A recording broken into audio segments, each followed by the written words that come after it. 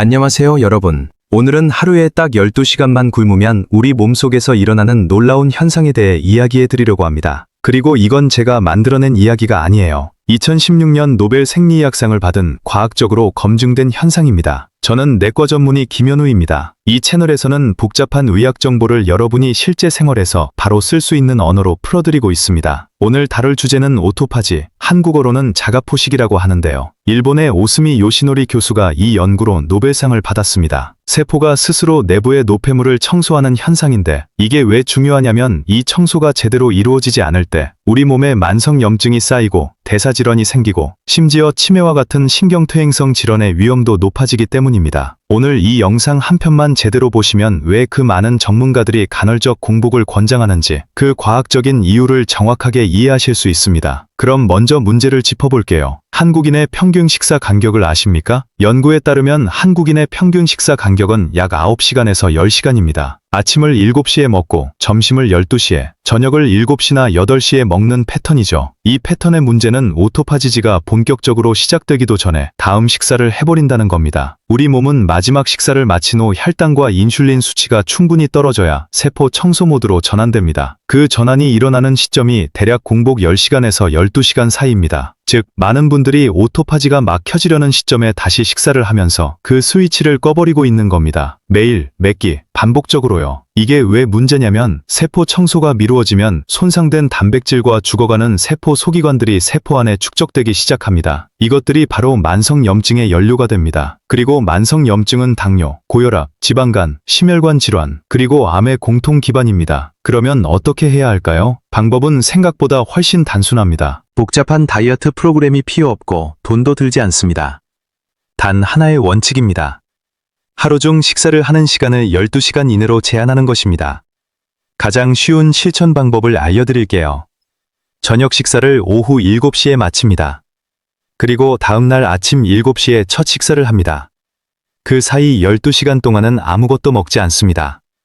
물은 괜찮습니다. 블랙커피, 무가당 녹차나 허브티도 허용됩니다. 칼로리가 없는 음료는 오토파지를 방해하지 않습니다. 단 우유, 설탕, 시럽이 들어간 음료는 안 됩니다. 칼로리가 들어오는 순간 몸은 소화 모드로 전환되고 세포 청소는 멈춥니다. 처음에 이게 쉽지 않으실 수도 있습니다. 특히 야식 습관이 있으신 분들은 저녁 7시 이후로 뭔가 먹지 않는 게 굉장히 불편하게 느껴지실 수 있어요. 그럴 때는 무리하게 바로 12시간으로 가지 마시고 일주일 단위로 단계적으로 늘려가세요. 첫 번째 주는 저녁 식사 후 10시간만 공복을 유지해보세요. 두 번째 주에는 11시간, 세 번째 주에 12시간. 이렇게 몸이 적응하면서 자연스럽게 공복이 편안해집니다. 많은 분들이 한두 주 지나면 오히려 아침에 뭔가 먹지 않아도 불편하지 않다고 하십니다. 이게 바로 몸이 지방을 에너지원으로 쓰는 능력, 즉 대사 유연성이 회복되는 신호입니다. 한 가지 더 말씀드리고 싶은 건 이 방법의 핵심은 무엇을 먹느냐가 아니라 언제 먹느냐를 바꾸는 겁니다. 음식의 질을 희생할 필요가 없고 칼로리를 극단적으로 제한할 필요도 없습니다. 12시간 안에 정상적인 식사를 하시면 됩니다. 그럼 이제 과학적인 부분으로 들어가 볼게요. 오토파지, 즉 자가포식이란 정확히 무엇인지 설명해 드리겠습니다. 오토는 스스로, 파지는 먹다라는 그리스어에서 온 말입니다. 말 그대로 세포가 스스로를 먹는 현상인데요. 오해하실까봐 말씀드리면 이건 자기 파괴가 아닙니다.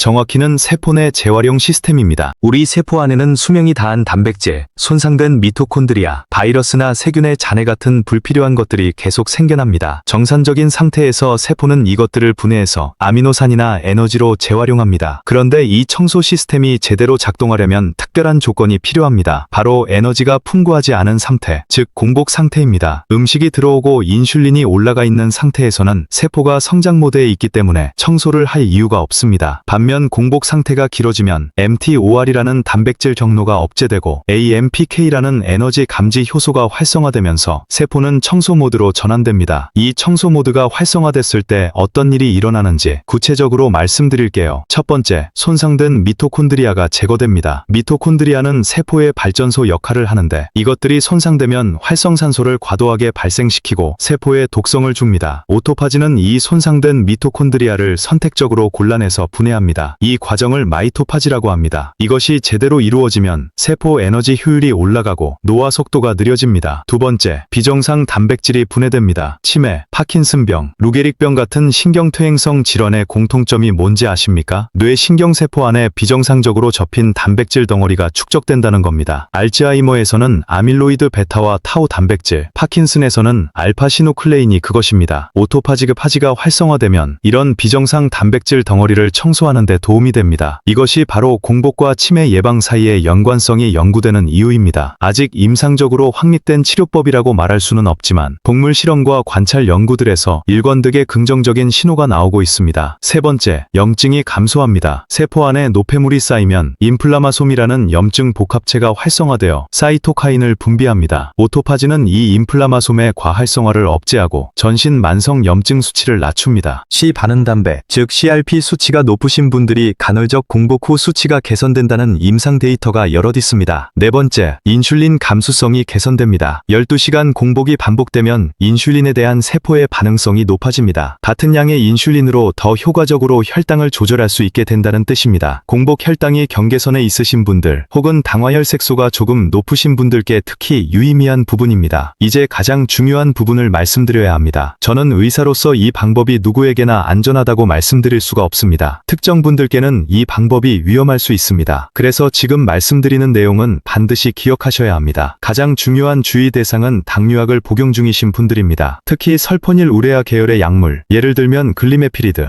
글리벤플라마이드, 글리피지드 같은 약을 드시고 계신 분들은 공복을 길게 하면 저혈당이 올 수 있습니다. 이 약들은 공복 여부와 상관없이 췌장에서 인슐린 분비를 촉진하기 때문에 음식 섭취 없이 시간이 길어지면 혈당이 위험 수준까지 떨어질 수 있습니다. 인슐린 주사를 맞으시는 분들도 마찬가지입니다. 반드시 담당 의사와 먼저 상담하고 약 용량 조정 여부를 확인하신 후에 시도하셔야 합니다. 임산부와 수유 중이신 분들은 하지 마세요. 태아와 신생아의 영양 공급이 최우선이며 공복으로 인한 에너지 결핍은 이 시기에 적절하지 않습니다. 과거에 거식증이나 폭식증 혹은 다른 섭식장애 병력이 있으신 분들도 이 방법은 권장하지 않습니다. 의도된 공복이 심리적으로 그 패턴을 자극할 수 있기 때문입니다. 췌장 질환, 특히 만성 췌장염이 있으신 분들, 그리고 저혈압이 심하신 분들도 주의가 필요합니다. 공복 상태에서 혈압이 더 떨어질 수 있어서 어지러움이나 낙상 위험이 있습니다. 만약 이 중 해당하시는 분이 없고 기저질환 없이 건강하신 일반 서민이시라면 12시간 공복은 현재까지의 연구들에서 매우 안전한 방법으로 평가받고 있습니다. 18시간, 20시간 같은 장기 단식과 달리 12시간은 근육 손실도 최소화되고 스트레스 호르몬인 코르티솔의 과도한 상승도 없습니다. 자, 그럼 실제로 일주일을 해보시면 어떤 변화를 느끼실 수 있을까요? 많은 분들이 처음 사흘에서 나흘은 조금 불편하게 느끼십니다. 특히 저녁 이후에 배가 고프거나 조금 예민해지실 수 있어요. 이건 지극히 정상적인 적응 반응입니다. 우리 몸이 포도당만 연료로 쓰던 습관에서